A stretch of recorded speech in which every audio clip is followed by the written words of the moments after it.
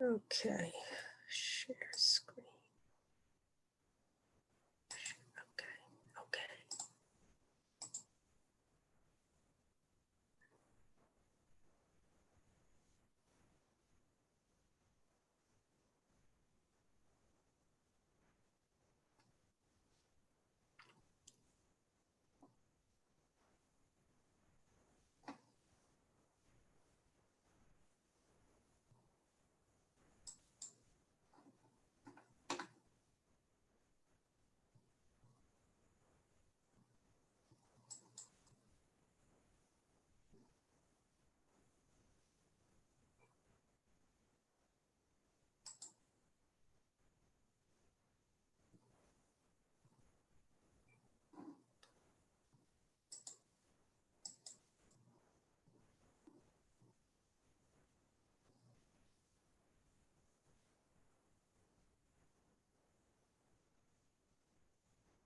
Hello? Sal?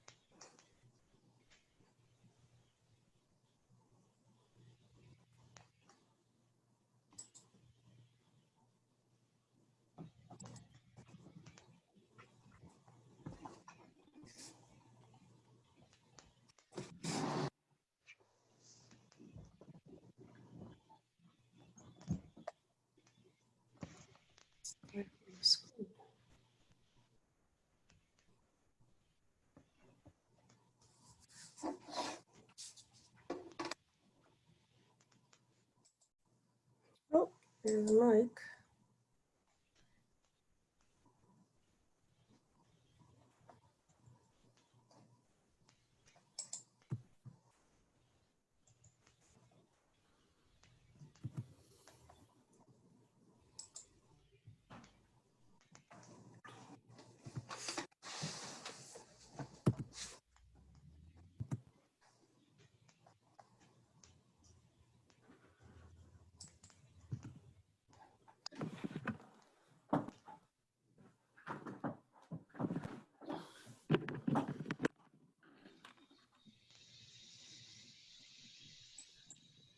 What's this? Hey, Mike. What's up? Can everyone hear me? I can hear Loud you. and clear. What's up, Rick? How are you? Hey, Mary. Uh, Mary Ellen, how are you? Good, Mike. How are you? Good, good. Hey, what's up, Sal? What's going on? Here he is. Oh, okay. Hey, Rick, I was eating dinner when you called before. What's that? I said I was eating dinner when you called before. Oh, God. And my wife gave me a look Caught him when eating. the phone rang and said, who the hell's calling you while you're eating dinner? So, I'm sorry, Mike. no worries. I always ask if I call it a bad time, don't I? No, I know you do. I always do that too. And That's I why never we call take you offense Slick to that. Rick. 'Cause you never know. Yeah. What's up, Sal? What's going on, buddy? How you doing, pal? Good, good. Hi, Mary. Hi, Mary Ellen. Hello, Hello, Sal. Hey, were you able to get on in touch with those people from Hudson Valley together today, or no? No, me? you? Al? I did. Were you? I was tied up with that stuff. The world won't end. They have more meetings than you can count. Telling you, Oh, yeah. Sure. no shortage. Hey, what's up, Val? Mike. Hello. How are you? Good. How are you guys? Good, good. Hey, at least summer's finally getting here, right? Oh, it's here, baby. Yeah, Saturday was hot. yeah, it's here. People are out. Yeah. Yeah. People are out and you should go up. You should see the weekends up in Sullivan County already. Half of Manhattan and Brooklyn are up there. It's crazy. Good sign. Well, yeah, but We no don't- one's wearing masks, no social distancing. It's just a free-for-all up there. It's crazy. No, a lot of people are getting sick and tired of living in the city with all those high prices of everything, you know. So I was talking to a real estate agent today in Sullivan County. People Yeah. are buying houses up there without even looking at them. They're doing the virtual inspections, virtual tours. They're buying the house without even going to the house. We'll take it, which I think is incredible, which will also happen to our area, I believe. Yeah. Well, they said that the market is basically dried up. A lot of houses are being sold. People are moving up. People are coming to the Hudson Valley in droves. Hi, Valerie. Hi. Hey, Mal. Hello. This whole thing though with my business has been, it's just incredible. We can't get product. It's a nightmare. You've been day. going through a lot of stuff with that, Sal. I know Oh, you had to run into the city and stuff. Wow. Unbelievable. It's been Unbelievable. unbelievable. It's been crazy. Absolutely crazy. Not a fun day at all. And people are, Hey all, you know, people, Oh, Oh, There he is. Brian. 1 minute warning, except I don't have a supervisor. I just spoke to him. I told him to get his butt on the phone. Careful. Councilman McGinn, Everything's did you recorded. get a haircut there, Councilman McGinn? oh boy. Oh, Easy there. Don't be blowing me up there, Mr. You Nugent. know, just made an observation, you know. Listen, my wife took a dog grooming class a while back. You could do a dog, she could do me, you know? They don't treat us much better, do they, Mike? No. Matter of fact, she used the dog trimming clippers that she got, you know? later on when you're scratching, we know why. Yeah. She did a fine job, Councilman McGinn. Tell her well done. She's a multi-talented woman, that Barbara McGinn. She did all right. Listen, I'm still going back to Vincenzo's when this is over. They'll still get my money gladly. Let's see, we have I hope 3 this madness is over attendees. soon. Vincenzo's is going to need chainsaws to cut people's hair. Oh my And then gosh. they go back to the scissors. People are Oh. walking around like they look like Bigfoot. I know. Yeah, it's going to be, them in the salons are going to be like, Inundated with customers. Oh my God. See, I Yeah. prepared for this coronavirus outbreak years ago by, doing what I, You're a man ahead of your time, Sal. but Sal, you got like a Is good that a head of play hair on under words? there, right? Yeah. I do have a full head of hair. I just shave it. When Anthony got sick and when he lost all his hair, Oh, I shaved my head so he didn't feel kind of left out. Mhm. And I never grew it back. I just always left it this way. wow. Well, you wear it well, man. Thanks, pal. Yeah, I'll you're tell the you, that best. look on you is pretty impressive too. I told you. On Saturday, that looks good. Damn, you look good, McGinn. Woo! Hey, the only people, when we finally finish terms here, the only 2 people who are going to have hair on this town board is going to be Mary and Mike. The rest of us are tearing it out. Listen, if you'd said that a couple years ago, I would have agreed with you, but I think we're all pretty safe now, you know? All right, so who's So the we acting could supervisor? truly Would that be Rick? It would be Rick. Yeah, what happened to our fearless leader? I don't know. I just Not spoke to sure. him. He Still does a eating makeup dinner. session before he comes on. He's still, Probably making the gravy. Yeah. Let me make sure he's not in the attendee list and used the wrong link. No, he is not there. Listen, if he is, leave him out there. Oh, nice. Hey, we're not live yet, are we? We are. Oh, we are. We're always live. As soon as you're on and you see anything, we're live. Okay. Uh-oh. That's right. I hope you didn't say anything inappropriate before I got on. No, I It was says- saving that for the meeting. All right, I gotta resend him the invite. Hang on. I'm gonna go off for a second. Stand by. Talk amongst yourself. What's that? Is he napping maybe? No, he needs a link No. again, so I'll be right back. Listen, apparently he doesn't realize that the season finale of The Voice is on tonight, and he should get on here, you know? Yeah. I'm Yeah, sure right. if This meeting Monday to Night end Football, early. he would have been on at 8:58. I mean, 6:58 wanting to be on, you know?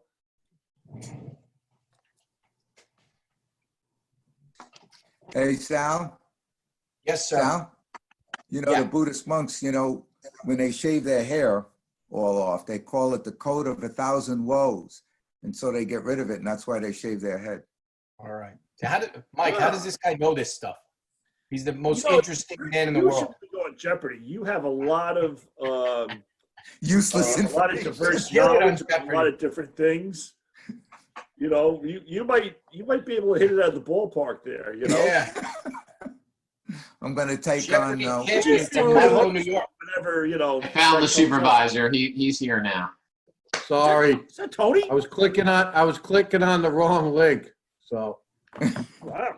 How, All right. how was how was that meeting? Get some sun this weekend. there was no meeting there. That was the problem. Was. He does look tan, again. I got to agree with you. He does look tan. Yeah, you gotta look a little tan. Yeah, that's what happened yesterday, Sal. And Saturday. That's not when that we were tan out- that you installed in town hall, is I it? got you. No, it's not. No, but but my hair doesn't look as nice as yours, McGinn. Wow. No. none one's of gonna us can look keep like up with again. Mike. It did We talked before. about How do you expect it haircuts to now? Or as council, our council said, Mike McTrim. Very nice. Very nice. I already made fun of his haircut before you got here. Oh, okay. All right, so we're ready when you are. And I got the I'm flag ready to ready rock as and well. roll. Yep, Okay. ready to rock and roll. So, can we get a motion to open up the meeting for this evening, May 18th, 2020? I'll make Well, that. I'll make that motion. Cologne a second? Okay. So, second by Cologne, call the question. Bingham, I. Cologne, aye. Cardone, aye. Scancarello, aye. Again, I. Okay, so moved. Can we please rise for the Who made Pledge of that motion, Allegiance? Tony? What's that? Who made that motion? Sal. Thank you.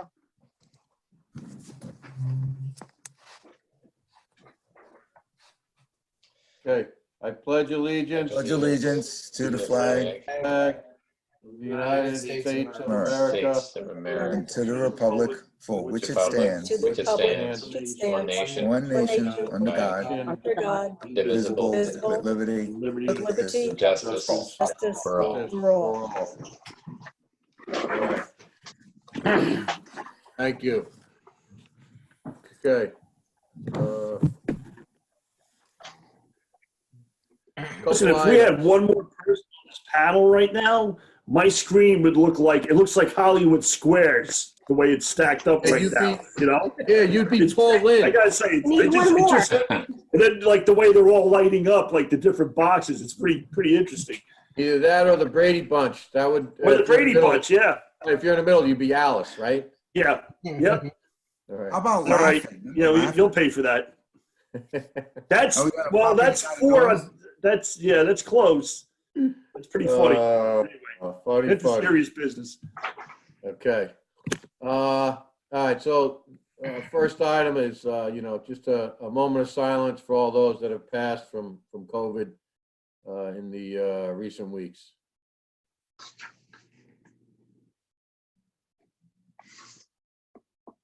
Okay, thank you. So we opened up the meeting already. Little update regarding the town operations and the situation with COVID. So right now, the county's been working with the governor's office to try to get us to open, hopefully within the next week. Their ultimate goal is to get it done by Friday. The metrics that we're dealing with right now do not allow us to open.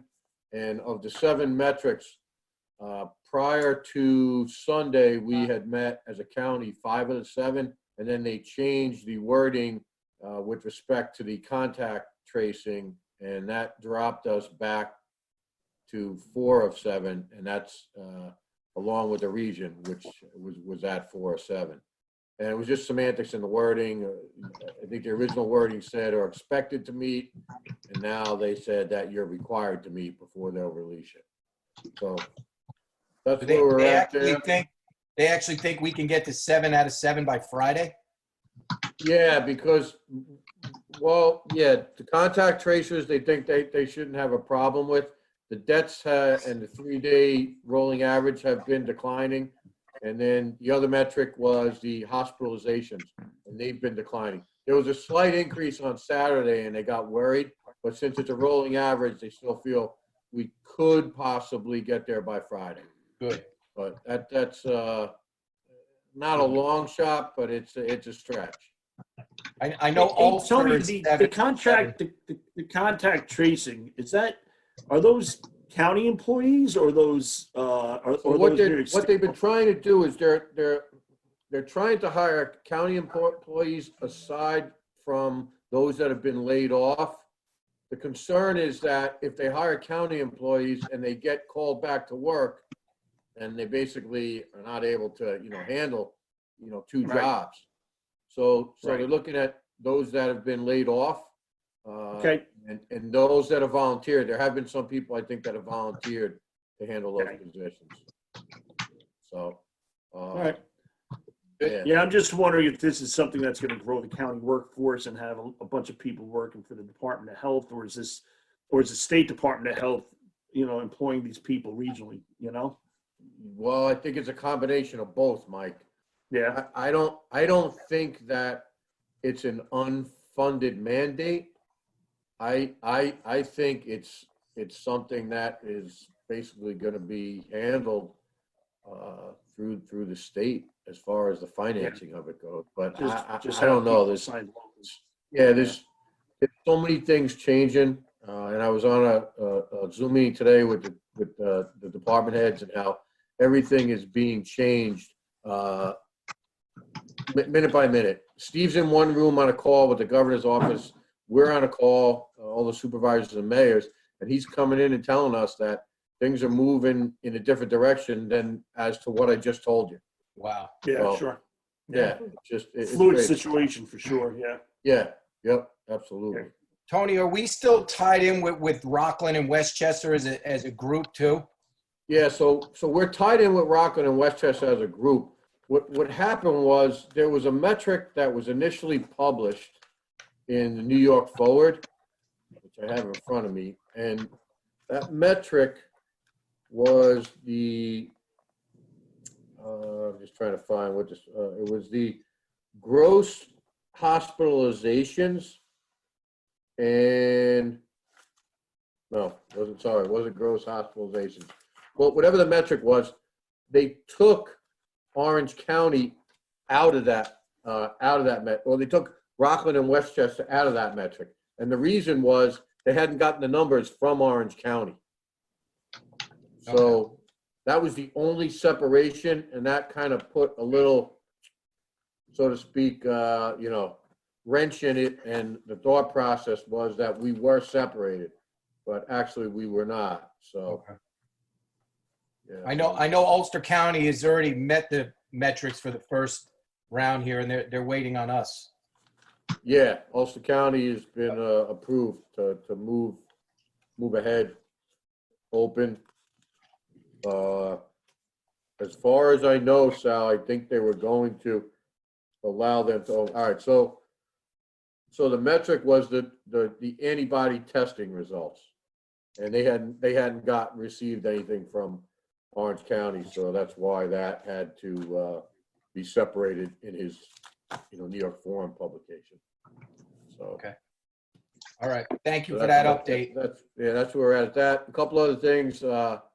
Sal set up a food truck this weekend to acknowledge, I think it was 57 nurses and EMS workers with free meals from Carrera's Sausage and Peppers. And he gave out, I think 57 or 58 meals. Yeah, it was Sal? 58. 58. Yeah. You want to expand on it and just talk a little about it? So David Gonzalez owns the Carrero Sausage and Peppers truck. He was at a Chester by Frozen Ropes over there for years. He's out of work right now. He's not busy, and he reached out to me probably 2 weeks ago and said, "I'd love to support Monroe and some local essential nurses and ambulance corps people. Can you set something up?" And I reached out to the supervisor, and Jen Schnars was very instrumental as well. And we put it together this past Saturday. Bianca DeGennaro, who is a senior in Monroe Woodbury, came with flowers and sayings for everybody. And it was just a great event. And I think the nurses were grateful. We were grateful for their support from Bianca. It was just, it was a couple hours, but I think it made their day. It was great. And that hats off to David and his wife for, supporting our local nurses and ambulance corps. Yeah, it worked out really good. That was number one. Number two is, if you didn't notice today, we had our flagpoles installed on Saturday. It's still landscaping part of the project has to be completed, as well as, raising the flags. That was AJ Roberts' project. We also got an inquiry, and I worked with the young man. He's going to do an Eagle Scout project, which will entail fixing the lights that are on the outside of the building in front of the courtroom, putting a stone perimeter around our sign, and then doing a couple of other landscaping and enhancements in front of Town Hall. So that's another one. And then Awesome. That's great. And then one of their troop leaders asked me today when we had met out there, he wanted to know, I had mentioned to him about the patio area. So we got some sort of other project that's in the works there. And Troop 440 has been great. They've really, this is, I think this will be the fifth project that Troop 440 has done for us. So really good. Really good to see the involvement. All right, public hearings.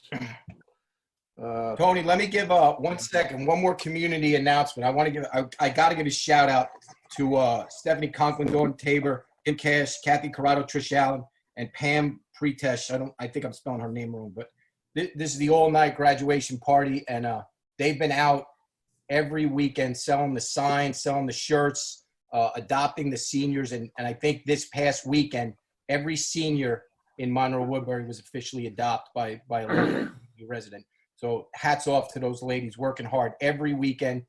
They still have some signs left that you could buy, but every senior has officially been adopted, which I think is fantastic work. That's great. That's great. Good to hear. Yeah.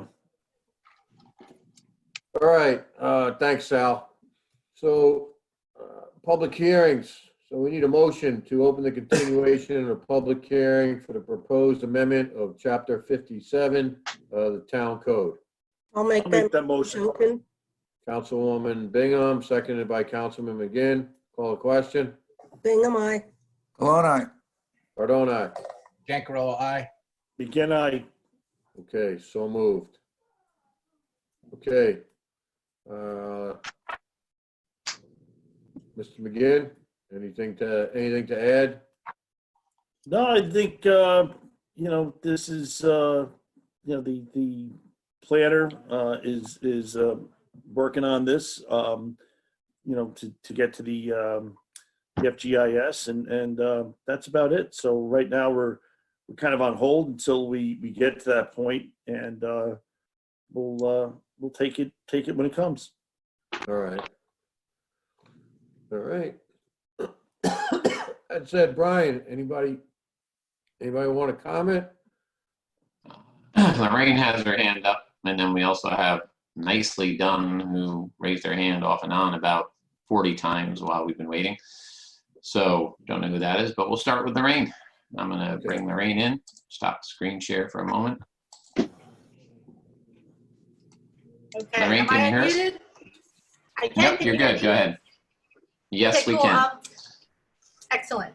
I've been commenting about this for a while now, and I kind of went into it with an open mind because there are parts of it that I like, the green space, and there's some environmental considerations that I think are positive.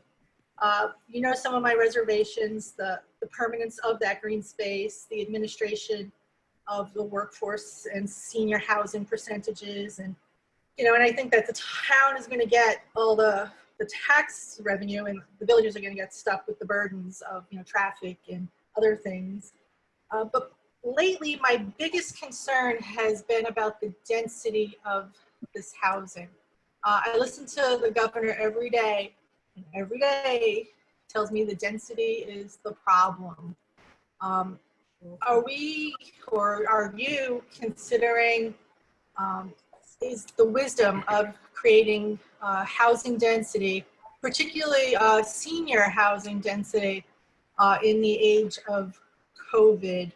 I know that this isn't going to go on forever, hopefully, but right now, would it be wise to pump the brakes maybe?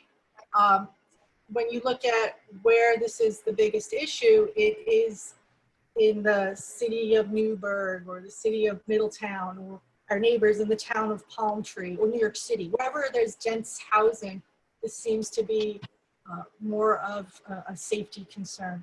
So I was just wondering if this has crossed any of your radars and think, maybe this isn't the best time for this. All right, thank you. Thank you, Lorraine. All right, just for those that are in the Thank you, attendee list for.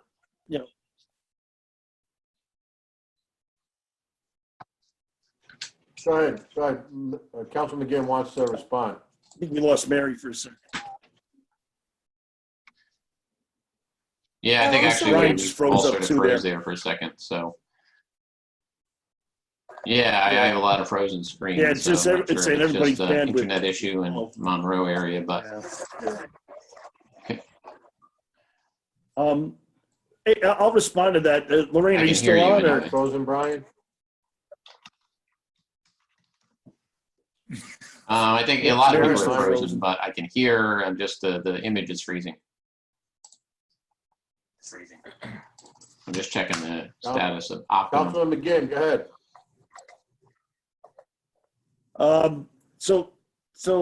Ms. Loewen, I mean, one of the things with this potential zoning is that we're looking at anything that would be built as a result of it is several years down the road. So you're right that COVID is around now, but in a couple of years, hopefully it won't be, or there'll be treatments and vaccines and things like that. Listen, a lot of this is market driven, and it's what and it's the type of housing that people are looking for. Seniors, typically speaking, and they're in senior apartments or low maintenance, multi-unit housing, because that works well for them. And I don't see it as being something. If we could go back to having suburban sprawl and having it go through all the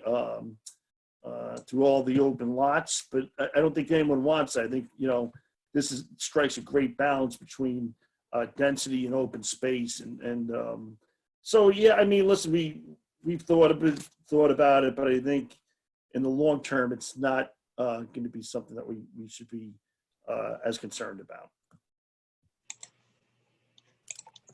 Anyone else? All right, so just for those that are attending and listening and want to speak, if you're on a computer or an iPhone, you can click on the raise hand button if you would like to speak. And if you're on an iPhone or an iPad, there'll be 3 dots and on your screen somewhere. If you click on that, you'll see a raise hand option. So the next person I see raise their hand is JB. I do have one caller, so we can go to them just to see if they have any comment in a moment. Last 3 digits, 031. So bringing JB in. JB, you have to unmute yourself if you want to speak.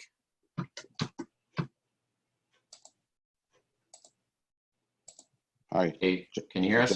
This is Jacob Bickle. Hello, Jacob. Go ahead, you're on. Hi, I want to speak about Old Country Road. Is that the time or a little later? Jacob, no, we're not on Old Country Road. We're in public hearing. Sorry. You have to wait apologize. till that comes up. Thank you. No Sorry. problem, but That's Jacob, the next you one. want We'll have that to, in a few minutes. Jacob, you do Okay, want to just speak for that, right? So I'll just bring you back for that, okay? Thank you. Yeah. All right, thank you. Thanks.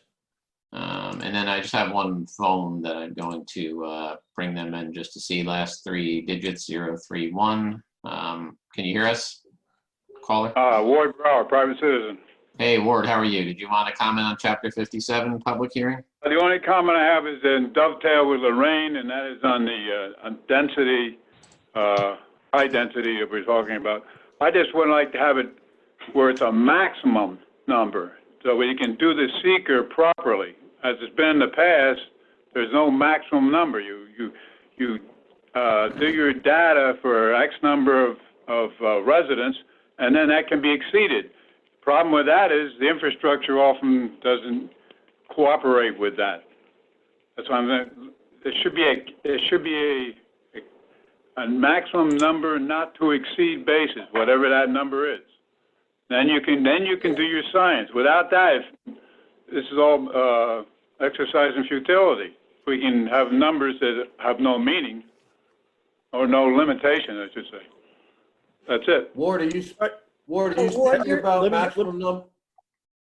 I just want to ask you one question, Mike. respond to that. Ward, are you speaking about numbers of units or numbers of people?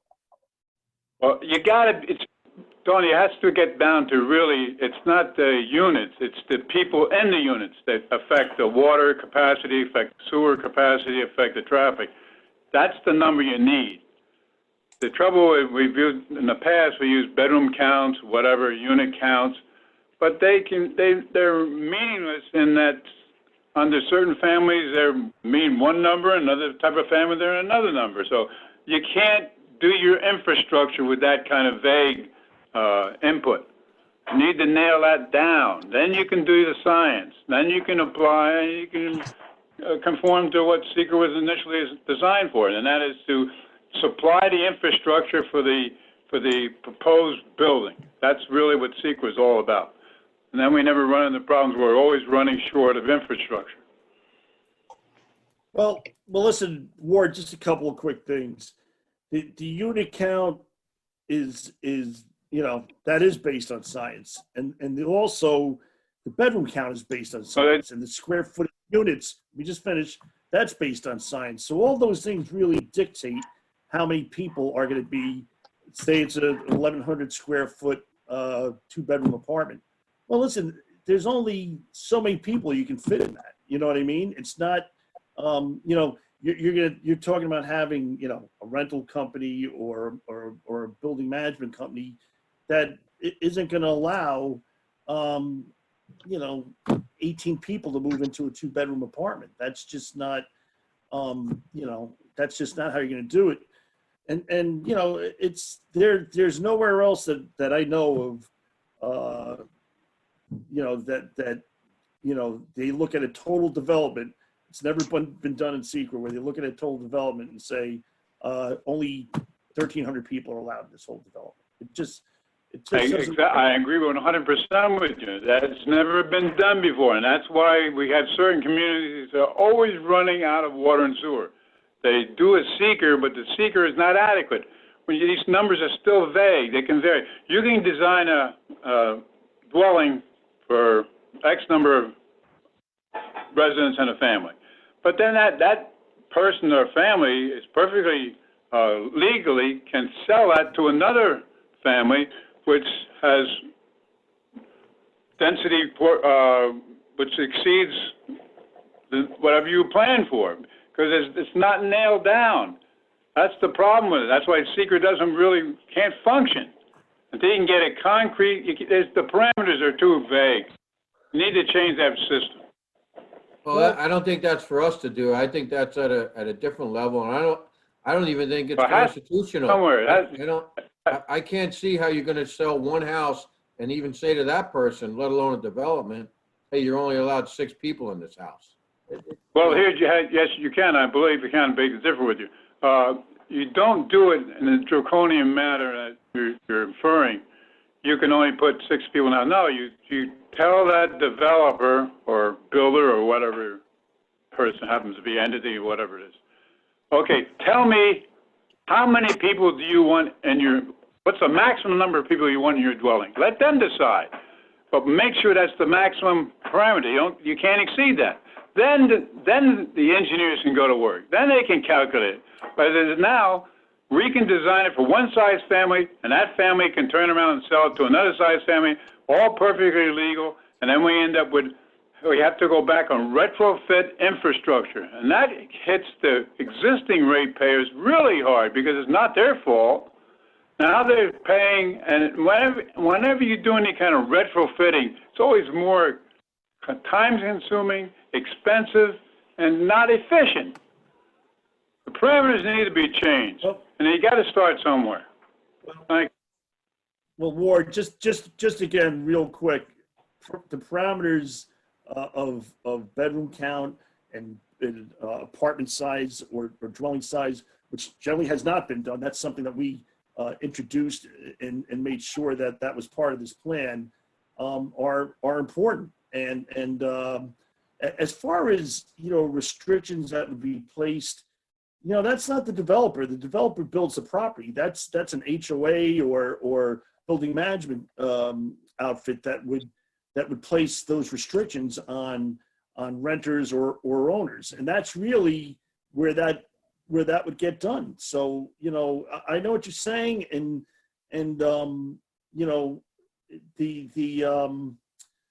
listen, the infrastructure is based on science. It's not, the trouble is the parameters, they don't add up. They're not consistent. It goes on. I don't know how I can explain it any differently, but well, I mean, I look at my neighborhood here, Ward. It's consistent. It was consistent when this. Yeah, it is. Okay. It's consistent. I agree with you, Mike. Ward, let Mike finish his thought. I mean, Ward. I know you're inferring about a subset, but that's not the whole of New York State, and that's not the whole of this town. And I think, I don't think you can sit there. I think we're using the best models we possibly can to come up with the type of growth we want to see. And I mean, other than that, I know you've said this a bunch of times and we've gone back and forth on it, but I think we've done the best we can do to have this plan and this zoning developed in a way that would be best beneficial to the town, the most beneficial to the town. Well, all right, you guys thank lose you. me or Thank no? you, Ward. And Anything in else? addition to that, we're seeing that throughout Monroe now as houses have been sold, and then they're being replaced with people with larger sized families. Well, it was never designed for that. So you're just that's the problem. You're never dealing with the problem. If you had, this structure is designed for X number of occupants. Period. Not to exceed bases. That's the way it is. That's what the infrastructure is. And if you want to exceed the basis, then supply the scientific information. Okay, we have the infrastructure to support it. Fine. I'm all for that. But the way it is now, people are perfectly legally can sell their house to a whole other set of parameters, and the bedroom counts are totally different. Really, it doesn't. Bedrooms don't create pollution. It's the number of people in there to create pollution, create water demands, and create traffic. And That's what, in a nutshell, that's being realistic. Otherwise, we get these numbers that are meaningless.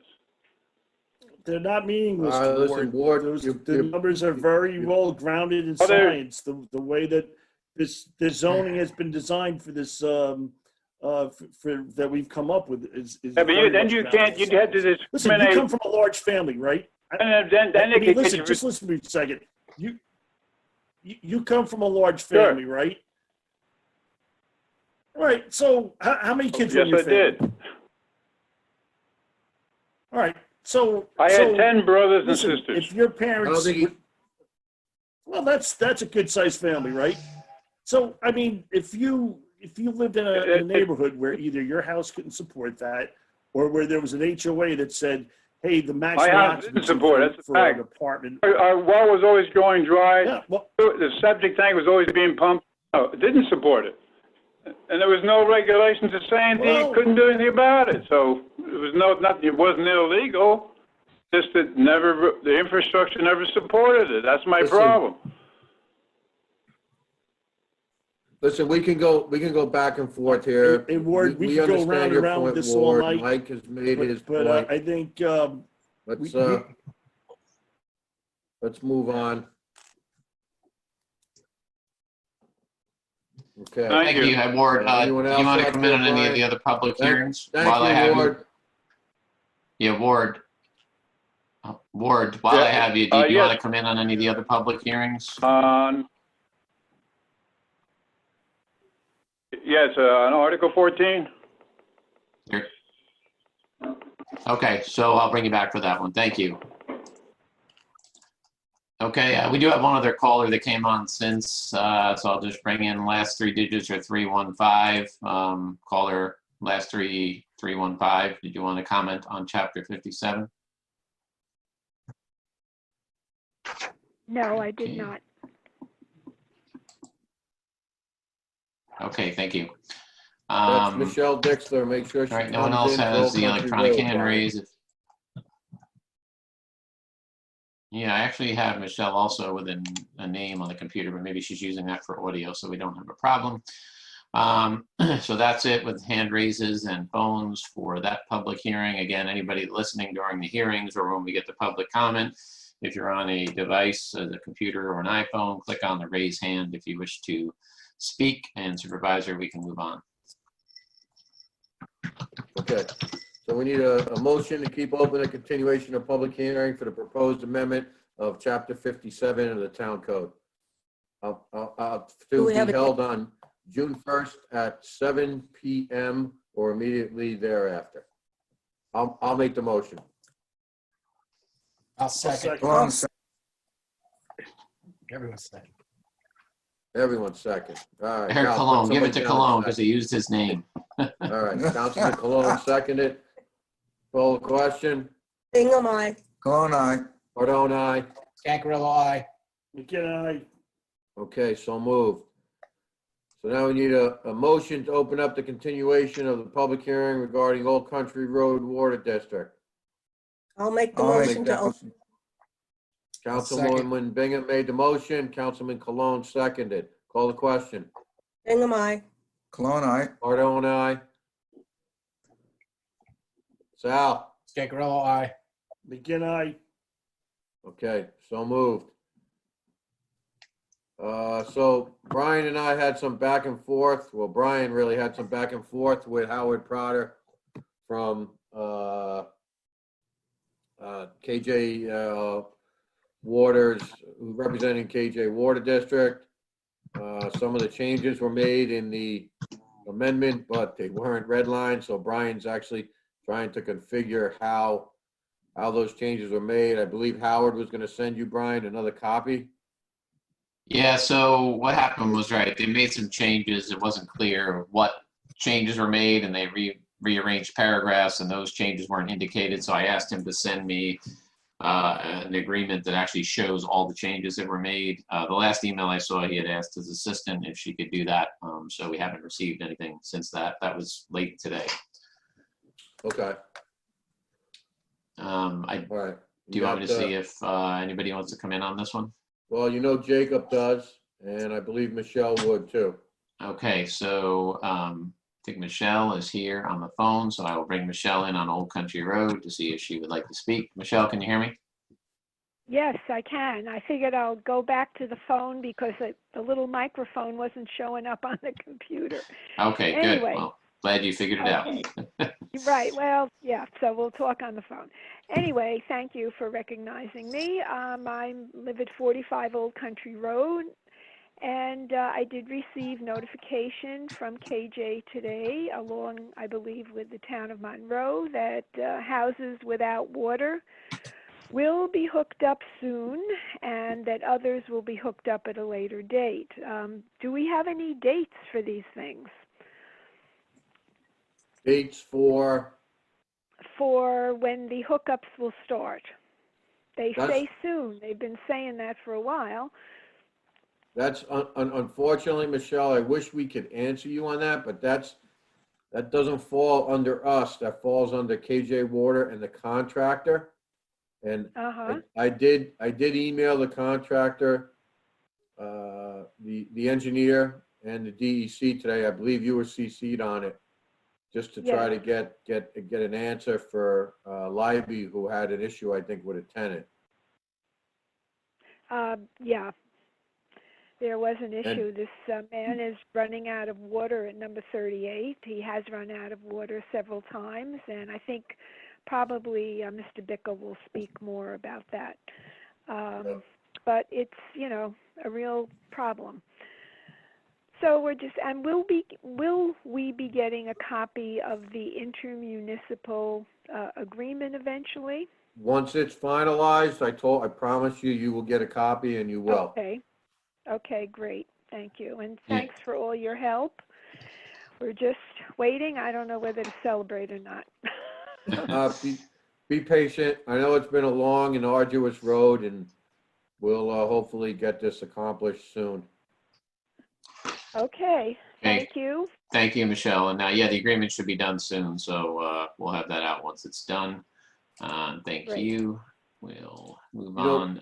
Brian, I wanted to make one point. So when I had emailed WSP, I was a little disturbed at the response that was given to Mr. Bickle. He was told he wouldn't be hooked up until the IMA was completed. And I don't know if they were talking about the agreement with us and KJ, or they might have been talking about an agreement with the homeowner. But I would think the homeowners have already signed all that. But yeah, and an IMA wouldn't be, if they use that term especially, that's intermunicipal agreement. So that would not be any agreement between the village and the homeowners. And, it shouldn't be holding it up. We've been waiting almost 2 months for a response from the village on the IMA to say it was good or not good. And then we got the recent response with changes to the paragraph. So, it'd be an odd thing for the village to say that when they've been holding it up for 2 months, waiting to say. It wasn't the village, it was the engineer. The engineer that said that. Yeah. Yeah, I'm just saying either way, they shouldn't be holding the hookup based on the IMA when then the town's been waiting for the IMA for 2 months for those changes. But so do you want me to bring in, I don't have any other hands raised, but I know we have Jacob on, Libby Bickles on. Yeah, you could bring both of them on. If anybody else does want to speak, just use the electronic raise hand button. I will bring in Jacob and see if we can unmute him. Jacob, can you hear us? Yes. Did you want to speak on Old Country Road? Yes. All right, you're on. We can hear you. Hi, good evening. Good evening, everybody. Good evening, Tony. Thank you for your quick and straightforward response today. I really appreciate that. No problem. I just want to need you guys' help because as of right now, which is peak time in the house, people need to bathe in the shower. They have no water. We had problems previously in that place, and then the next day they brought us a tanker on the property. But right now they have no water and peak time, which means they run out daily. I didn't know it recently because he told me they were thinking they're going to be hooked up. They were suffering, and they just washed with. So it comes to bathing, and they literally don't fill up. How you call it? To bathe the kids, they don't fill it up because if they fill it up for a child, there wouldn't be any water in the house. So this is going on, and every day they run out of water. So I need your help to make sure that I would assume, if you can do something for us tomorrow morning, they should bring something or hook it up emergency. The family is suffering. All right. I will put another call into them. Hopefully they respond. Okay, thank you, Jacob. Thanks a lot. Thank Mr. you. I have Bickle. seen today the positive response from in the emails, but emails doesn't help them with water physically. Well, totally agree with you. Or there's a tractor or a tractor trailer or water, either or. Okay. Okay, thank you, Thank you Jacob. so much. All right. Thank you. Okay, I have a hand raised. Nelsey is the name. I will bring Nelsey in, see if we can unmute. Nelsey, can you hear me? Hi. Yes, we can hear you. This is actually her daughter. My name is Rain. Thank you guys for being here today. I'm here with my mom. Say hi. Hi, good evening, everybody. Hi, Nelsie. Good evening. So I did want to raise my hand. What Mr. Bickle had said really kind of brought a lot of thoughts to me. You know, I grew up in Monroe. My mother lives there. She lives on 24 Old Country Road. And the water issue has affected her tremendously. So I just wanted to voice that out there as well. Just to let you guys know that I agree with what Mr. Bickle has said, and I can relate to it heavily. Okay.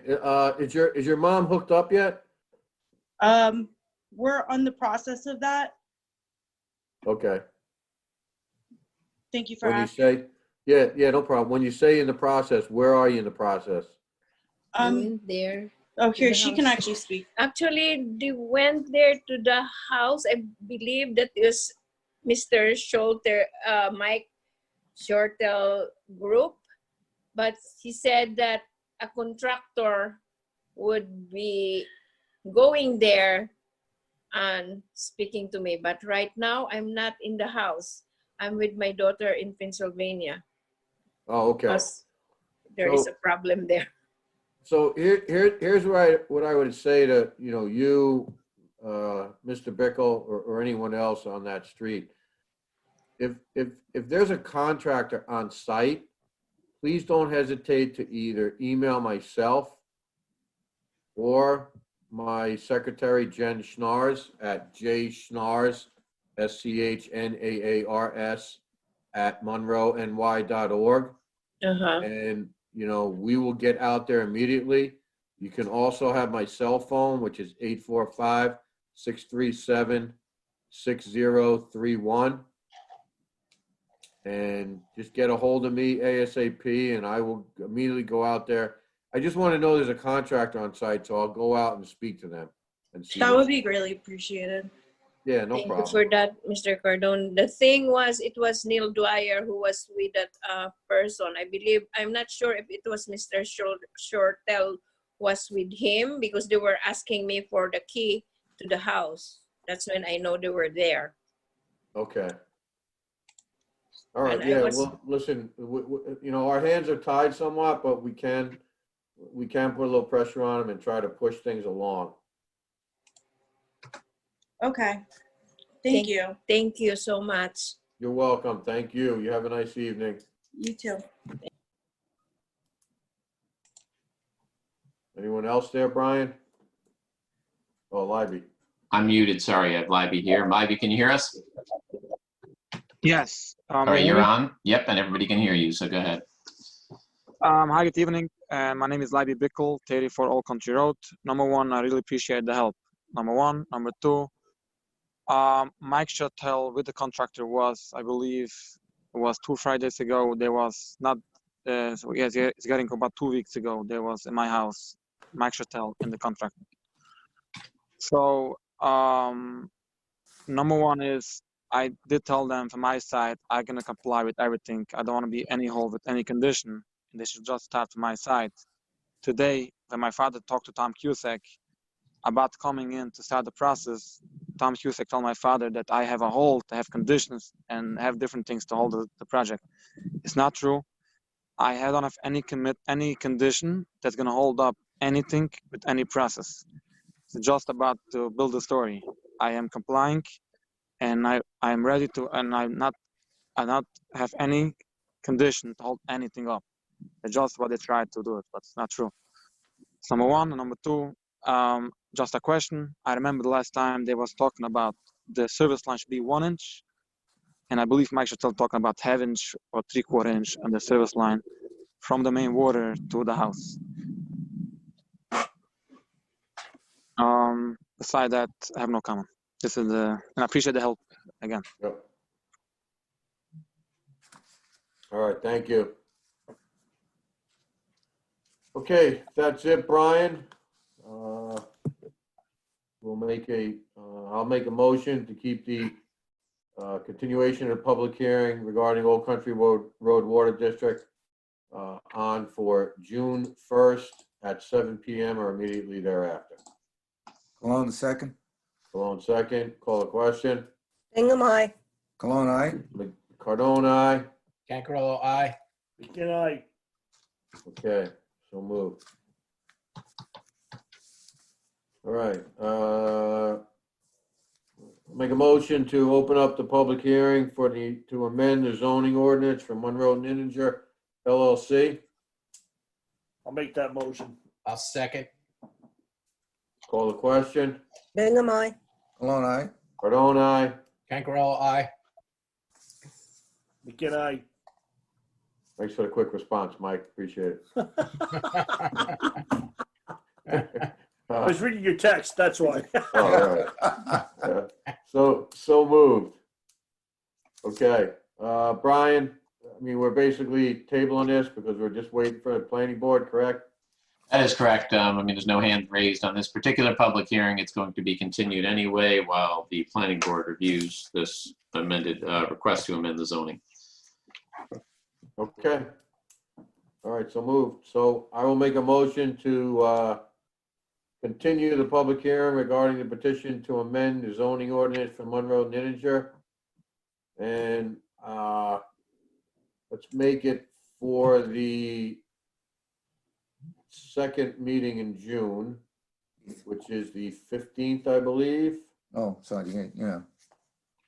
So let's go June 15th, 7 p.m. or immediately thereafter.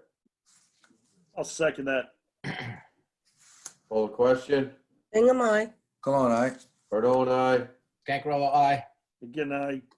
Okay, so moved. Thank you.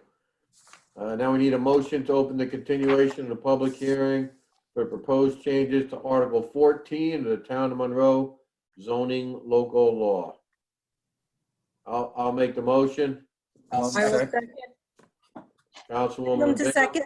Councilwoman Bingham seconded. Call the question. Bingham, aye. Cologne, aye. Cardone, aye. Good night. Cancarello, aye. All right, well, McGinn was quick on that one. He even beat you, Sal. Good job, Michael. Way to pick it up. By the way, I like your background. I know. I want to get the public used to that's how it's going to look. Exactly. All right, Brian, I know Ward was out there. Any other hands raised? No other electronic hand raises, but Ward did indicate he wanted to speak, so I am bringing him back in. Ward, can you hear us?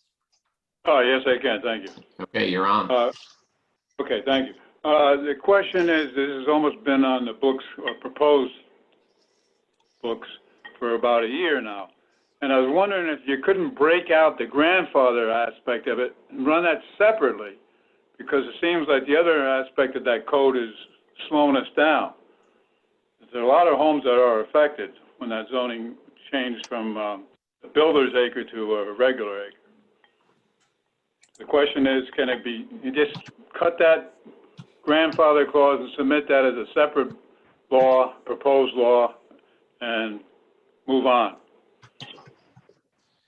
I can speak to that, Supervisor, if you want. Go ahead. I understand the concept, but I think the problem with that is that we can't, by doing that, we essentially have to introduce two laws, which starts the process over with respect to referrals and review and other things. So it probably at this point end up taking longer than letting, I think the planning board has this one right now, Supervisor. I think they're reviewing this. No, I think Max has it, right? I'm sorry. Yeah. Yeah, but Max is he's just working on the the DGIS, and once that's done, then he's going to jump into this. And really, the grandfathering is a major part of it. So it really that it should be all done as one law, because it it's probably the largest component of it. Okay. Anything else, Ward? It just that people that I've talked to, including talking to myself, seems like this process has been really drawn out. You know what, Ward? I'm not going to disagree with you, but whether we draw it out or whether we pass it too fast, we're always doing something wrong. So we're going to be cautious with this and get it done because it's the right thing to do. And as Councilman McGinn said, we want to do it in conjunction, and with the CCR. So let's understand the concerns you have. I also understand that grandfather clauses have been around a long time. This is not really heavy legal work to a grandfather clause. That's my, Well, I'll let council comment on that. Well, the legal work is done. I mean, it's drafted, so it's under review by the planner right now. But the legal part is done. I'll say at the end of the day, I think I'd always rather the town be accused of giving far too much open process and length to adoption of something than being accused of, running it through really fast. This has been on for a while, but in fairness, we've also had the CCR zone, which has been a major project, which, has, resulted in the planner dedicating his resources to that and not being able to necessarily get to this. So it's not that this one is really taking so long so much as the CCR zone has kind of taken away from it, I think is what really happened. yeah, that's my gut feeling. It has been prioritized in our favor. That's probably true. Thank you. All Thank right, you very Mr. Rowe, much. Thank you. All right, Supervisor, that's it on that public hearing. So if you want to move to the motion to continue. So we'll move to the motion to keep open the continuation of the public hearing for the proposed changes to Article 14 of the Town of Monroe zoning local law for June 1st at 7 p.m. or immediately thereafter. On the second. Call the question. Bingham, aye. Cologne, aye. Cardone, aye. Scangarello, aye. Good night. Okay, so moved. Okay, item 5, order the claims. We have a general abstract fund. We have a general fund, abstract number 20-16 for $875,515.77. A little over $300,000 of which represent the payments for the completion of the renovations at Town Hall. So I'd like to make a motion to approve that general fund abstract. Second. Discussion, Go ahead. Well, did you second it? yes. Okay. Second Discussion. We do have the 3 signatures now, because when I was there on Sunday, some of them were still missing. Yeah, there was 10 of them. Yeah, I Yeah. signed a bunch, whatever was left, and then there were a couple for the supervisor. Yep. Oh, great. Thank you, Mary. Thank you, Rick. Thank you, Thank you, Sal. Sal. Thank you, Tony. Definitely. Tony, I'm not gonna thank you because you're supposed to sign them. It's your job. Thank you. Thank you very much. No, I'm just All of kidding. us. I know. No, it's all our job. I know. We're all good. It's everybody's job. Yeah. Not just mine. Okay, so call the question then. Bingham, aye. Cologne, aye. Cardone, aye. Scangarello, aye. McGinn, aye. Okay, so moved.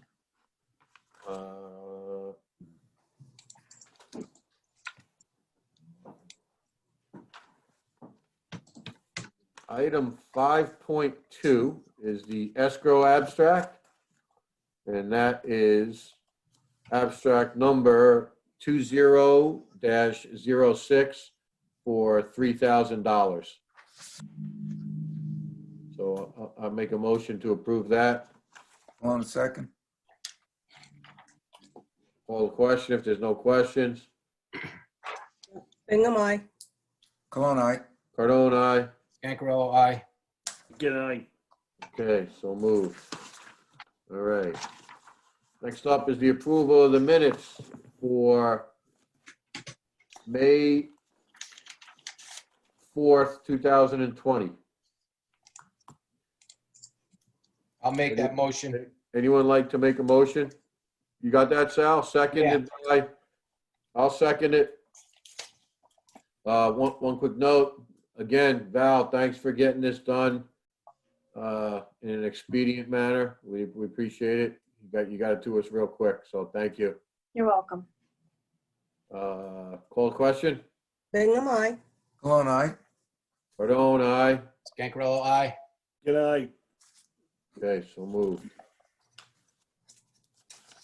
Next item on the agenda is the new business, which is a solar farm.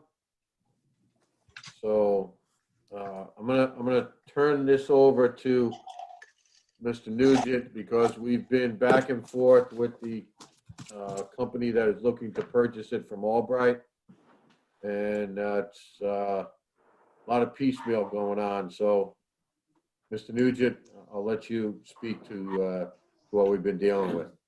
Thank you, Supervisor. I mean, in light of the fact that we're in discussions right now in an agreement, I don't want to say too much, but basically we have another company looking to finally make this solar farm functional and operational. As you know, we initially had OnForce, and they're gone at this point out of the picture. So we have this solar power agreement that was initially executed in 2015 by the town prior to most of you, I think, except maybe Mr. Cologne being on the board. So that agreement is now being subject to some proposed amendments from the new owner. Most of those issues being concerns with financing and having provisions in there that will be acceptable to the financing companies behind it. So right now we're in discussion on that agreement. We've received some rationale for the changes and we're reviewing that. The board has gone through this before, but we're hoping that, this time we'll wrap it up and turn that solar farm on. Thank you. That would be wonderful. That sounds like a plan. So that's the mission. Yep. And I will say that the gentleman that we've been dealing with is probably one of the leaders in the solar industry, and his name is Jim Spano, and he seems to be a reputable gentleman, and he's very very easy to work with, so to speak, as compared to what we dealt with in the I was past. gonna say, yeah. Yeah. So, Unlike the missing previous owner, huh? yeah, exactly.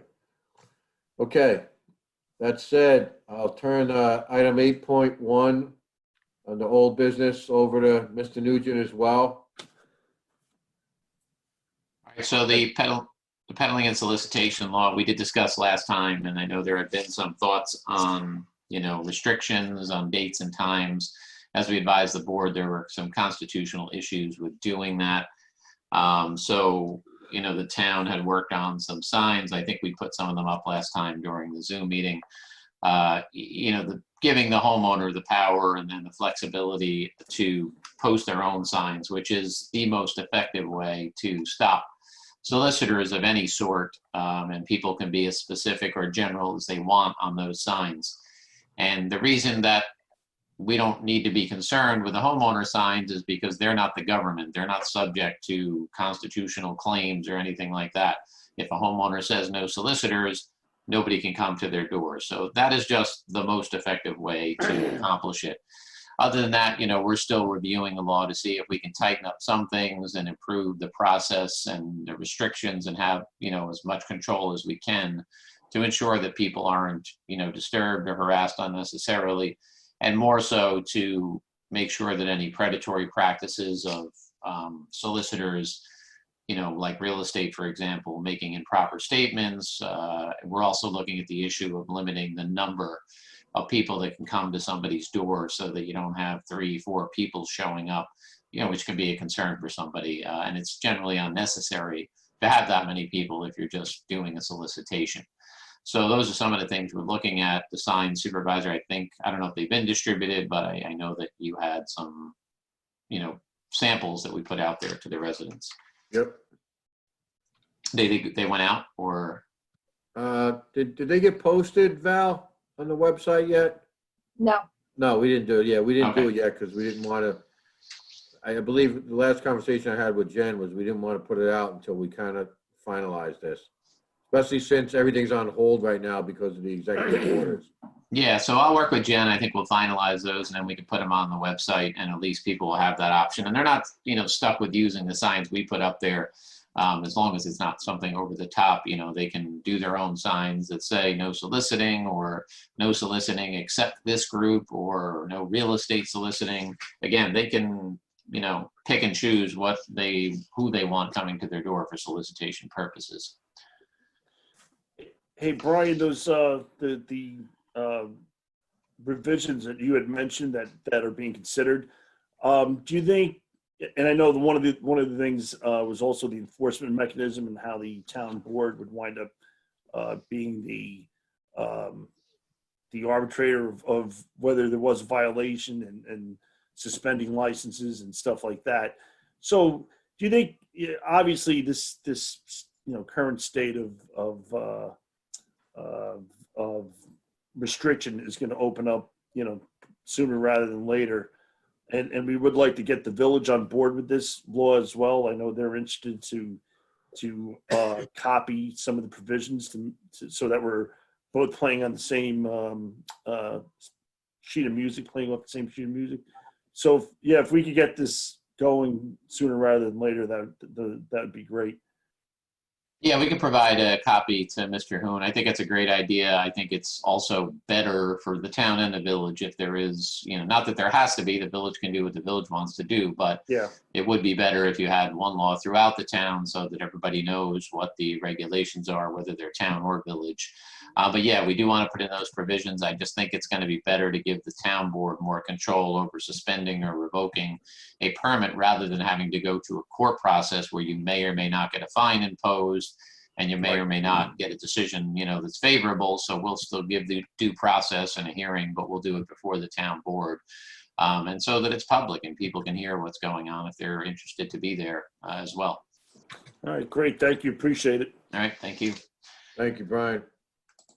So Brian, are you going to have 3 in a row here? Item 8.2, the Water District 12 agreement with McGooey Hauser and Etzel. So Okay, just so everyone's aware, there were some, items in it that both Brian and I had discussed, and I know Brian had spoken to Mary about it a little bit.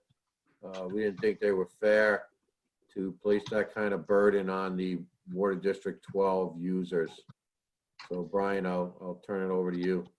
Thank you. It's the Brian show tonight. So I spoke to McGooey Hauser, and they were actually very helpful. They very fine, good with dealing. It was a fairly, complex agreement in terms of the volume. And so a lot of the changes were changes we've made before in town contracts. So they made those changes. And then there were a couple of other concerns where there were rate increases that had increased factors where, we would pay 1.2% of a certain cost and things like that. So they sent back revisions today, removed the language and made the changes that we asked for, including mutual indemnity provisions. They had us, the town, indemnifying McGooey Hauser, but I said to them that if we're going to have that, it should be mutual, that if they're negligent or, that they should indemnify us and vice versa. So they made those changes, and the version that we received today was acceptable to us. I think it was sent to you supervisors. So I Yeah, don't yeah. know if we authorized your signature subject to review previously, but we can always just do a resolution tonight if you want, authorizing you to sign, in the final form, satisfactory. But I think that is the form they sent. Well, you know what, Brian, before we authorize it, I would like Mary to review it thoroughly, since she's responsible in that district. I got it at 5 o'clock, so I haven't. Yeah, and I know you didn't review it yet. That's why, yeah, so. It's 8 o'clock now. Great idea. Mary will get it back to you around midnight or 1 o'clock in the morning. You get it, Brian, don't worry. You gotta wait. Yeah, that's fine. So, then I'll have Councilwoman Bingham review it, and then if she has any comments, we can certainly bring those back to McGoey Hauser. But like I say, they work with us on all the changes as they always do. So if there's something in particular that's of concern to the users, then we can address that with them. Sounds good.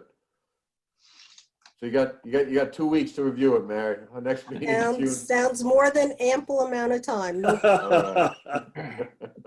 All right.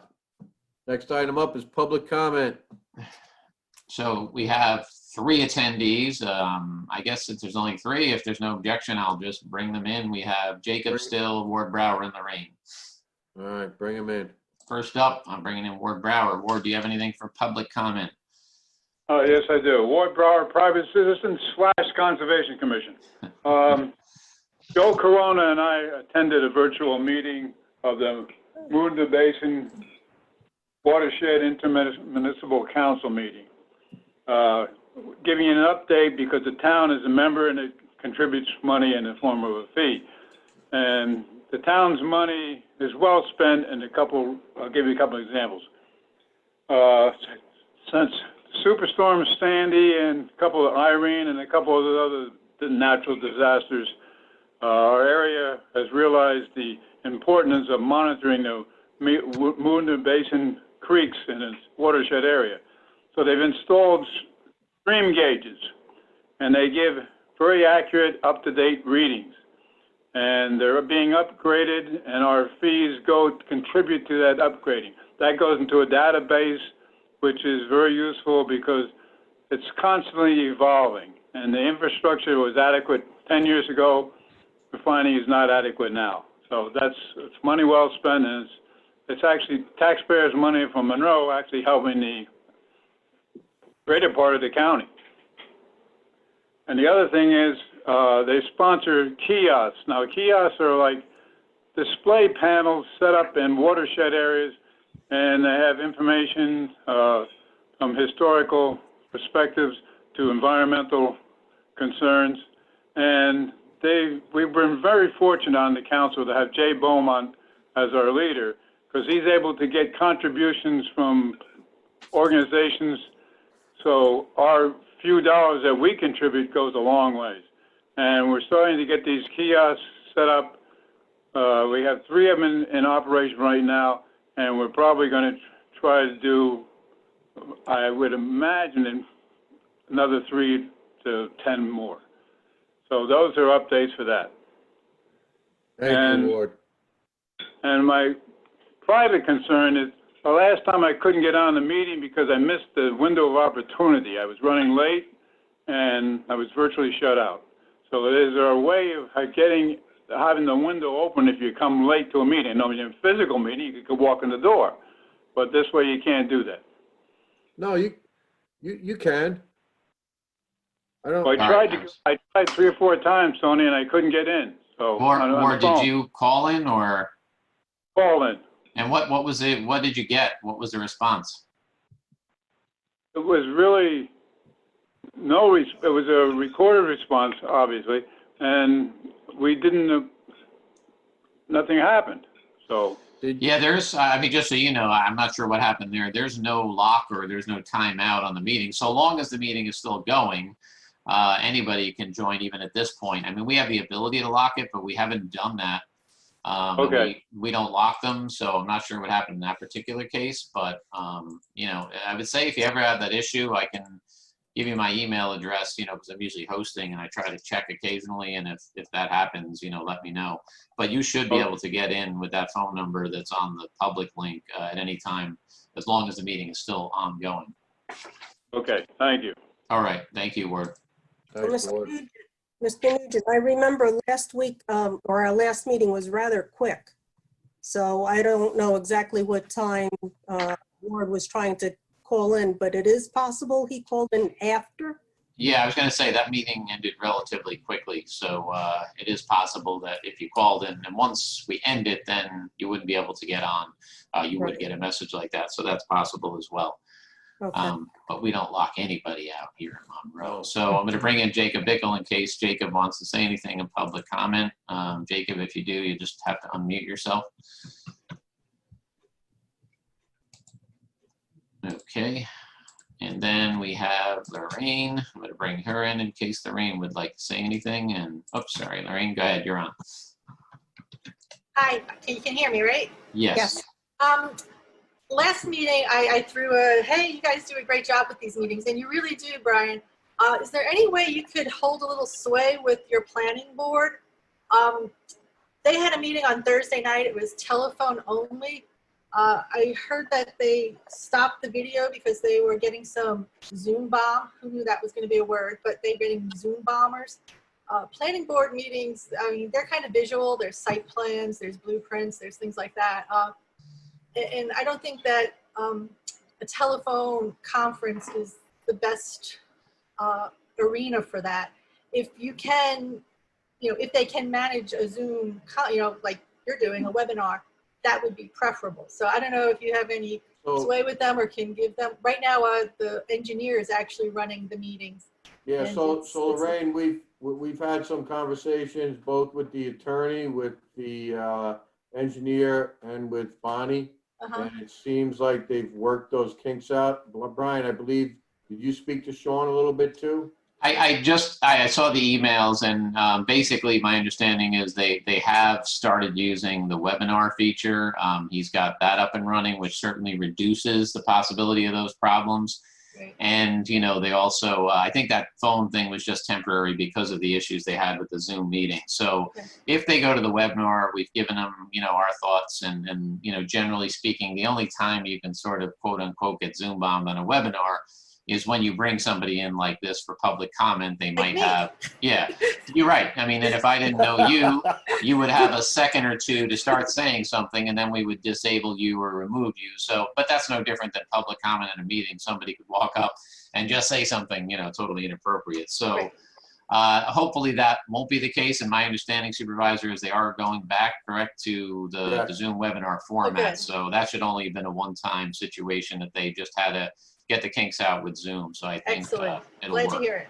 Thank you. All right. Anything else, Lorraine? No, I'm good. Thanks. All right. Thank you. Have a good night. You too. All right. So that's the end of public comment as far as attendees. Okay. And we have to go into executive session. Yeah. So what we're going to do for executive session is I had earlier put out a conference call number. If anyone needs that, they can text me, or the supervisor, you have that right as well. But it went to email, our conference line. What we're going to do here is I'm just going to put the board members on hold, so you'll sort of disappear from this meeting, so there's no accidental unmuting or camera, and then we're going to call in for the executive session to our conference line. So I will put each of you on hold. I will leave Mary Ellen and Val here. It'll be kind of like a regular meeting, and then we will come back to this platform to adjourn the meeting. So don't leave the meeting on Zoom, or don't end or do anything. I will take you out of it. Then you just need to get on a phone and call our conference line. If anybody needs that, does anyone need me to email that to them right now, or does everybody have that? I have it. I have it. Oh, yeah, we got it.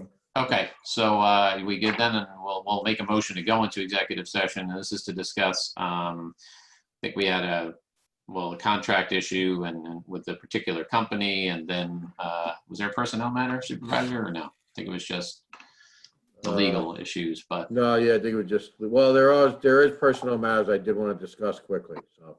Okay, so it'll be personnel matters and matters that may lead to the appointment of a particular company. Okay, so I'll make that motion. I will second. Councilwoman Bingham, second. Call the question. Bingham, aye. Cologne, aye. Cardone, aye. Scancarello, aye. Good eye. Okay. Okay, I'll probably be the last one on the call because I'm going to put you all on hold and then I will call in. Welcome to Zoom. Enter your meeting ID followed by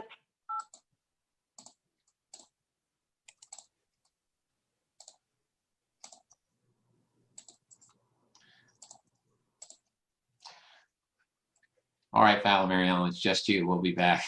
All right.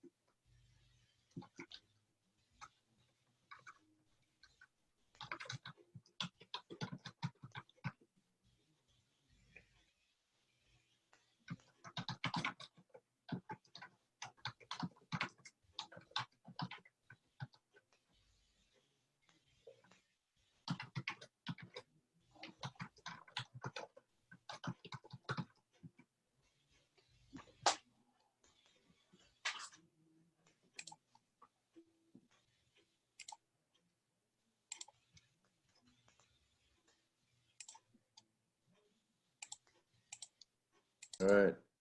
Thank you, Val and Mary Ellen. Appreciate you waiting for us. I'll make a motion to adjourn. Yes, Supervisor, sorry, just before you end, I had the recording paused for executive session, so I just want to state for the record that upon returning from executive session, a motion was made to authorize council to sign a consent order and judgment in a Cromwell Hill Road tax cert subject to an attorney-client privilege conference call. And that motion passed 5-0. And that's it. Thank you. Okay. And then you can move to adjourn if you would like. Call the question. Bingham, aye. Cologne, aye. Cardone, aye. Scancarello, aye. Good eye. Okay. So moved. All right. Good night, Thank everyone. you. Good night, Thank you everybody. for staying with us. Everyone soon. Be well. Jacob, Jacob is still out there. He stayed with us as well. So thank you, Mr. All right. Bickle. Thanks, Jake. Good night, everybody. Good night. Aye.